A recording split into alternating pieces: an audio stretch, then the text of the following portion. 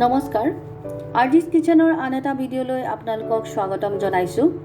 আজিৰ এই ভিডিঅ'টোত লৈ আহিছোঁ ভীমকলৰ বাকলিৰ পৰা বনোৱা কলখাৰ আৰু কলখাৰ দি বনোৱা আমাৰ সকলোৰে প্ৰিয় মাটি দাইল।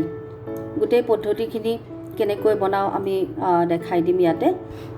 যিসকলে মোৰ চেনেলটো নতুনকৈ চাইছে প্লিজ মোৰ চেনেলটো ছাবস্ক্ৰাইব কৰিব আৰু কাষত থকা বেল আইকনটো বজাই দিব, তেতিয়া মোৰ নেক্সট ভিডিঅ'ৰ নটিফিকেশ্যনবোৰ আপোনালোকে পাই থাকিব।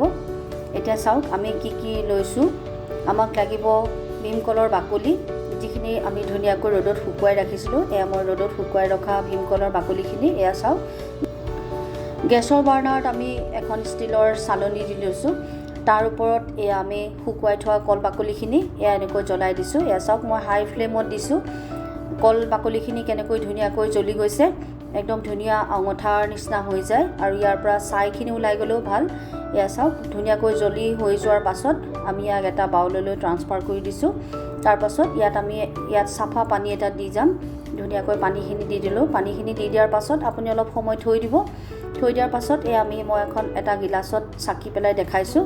এয়া চাওক, আপুনি ধুনীয়াকৈ চাকি দিব। চাকি 1 ঘণ্টামান আপুনি থৈ দিবচোন। এয়া চাওক, ধুনীয়াকৈ চাফা পানী ওলাই যায় ইয়াৰ পৰা, কেতিয়াবা আৰু ইয়াতকৈ ধুনীয়া চাফা ওলায়। এয়া চাওক, আমি এতিয়া ল'লোঁ মাটি দাইলখিনি তিয়াই থোৱা মাটি দাইলখিনি আমি এতিয়া গৰম পানী দি এনেকৈ এটা বাউলত ধুনীয়াকৈ সিজাই ল'ম। তাতে অকণমান নিমখ দি ল'ব আৰু এতিয়া আমি খাৰখিনি ইয়াত দি দিম। খাৰৰ পানীখিনি আপুনি হিচাপমতে দি দিব আৰু তাৰ পৰা ধুনীয়াকৈ মাটি দাইলখিনি আমাৰ ধুনীয়াকৈ সিজি যায়। এয়া ধুনীয়াকৈ সিজি যোৱাৰ পাছত আপুনি আন্দাজমতে আপোনাৰ সিজাই ল'ব, আপুনি যিমানটো সিজা ভাল পায় তেনেকৈ দিব। সিজি হোৱাৰ পাছত আমি এতিয়া ফুৰণ দিম। আমি তেল গৰম কৰিলোঁ। গৰম তেলত আমি অকণমান দিলোঁ পাঁচফোৰণ আৰু অকণমান থেতেলিয়াই লোৱা নহৰু, আদা, 2-ডোখৰমান কেঁচা জলকীয়া এনেকৈ কাটি তাৰ লগতে দি দিলোঁ। খুব বেছি ভাজিব নালাগে, অলপমান ভজা গোন্ধটো ওলালে খাৰ দি সিজাই থোৱা মাটি দাইলখিনি এতিয়া আমি এয়া দি গ'লোঁ। এয়া চাওক, আমি ধুনীয়াকৈ মাটি দাইলখিনি সিজি আছে। আমাৰ খাৰ দি দিলে এনেও খুব সোনকালে সিজে, বেছি দেৰি আপোনাৰ সিজাবই নালাগে। ধুনীয়াকৈ সিজাই থোৱা মাটি দাইলখিনি আমাৰ ফুৰণত দি দিলোঁ। তাৰ পৰা কি ধুনীয়া গোন্ধ ওলায়। এতিয়া আপুনি দুবাৰমান ভালকৈ লৰাই আৰু 2টামান উতল আহিলে আমাৰ খাব পৰা হৈ যাব। এইবিধ খাৰৰ আঞ্জা আমাৰ খুবেই প্ৰিয়, আমাৰ অসমীয়া সকলোৰে প্ৰিয়। খাৰ টেঙা আমি সকলোৱে খুবেই ভাল পাওঁ। এয়া চাওক, আমি দুপৰীয়া এনেকুৱা এসাঁজ খাবলৈ পালে কিমান যে ভাল লাগে। কেতিয়াবা এনেকৈ বনাই চাবচোন। আমাৰ ভাতৰ প্লেট ৰেডি হৈ গ'ল।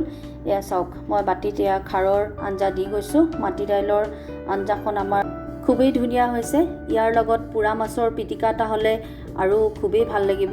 ৰংটো তাৰ খুব ধুনীয়া।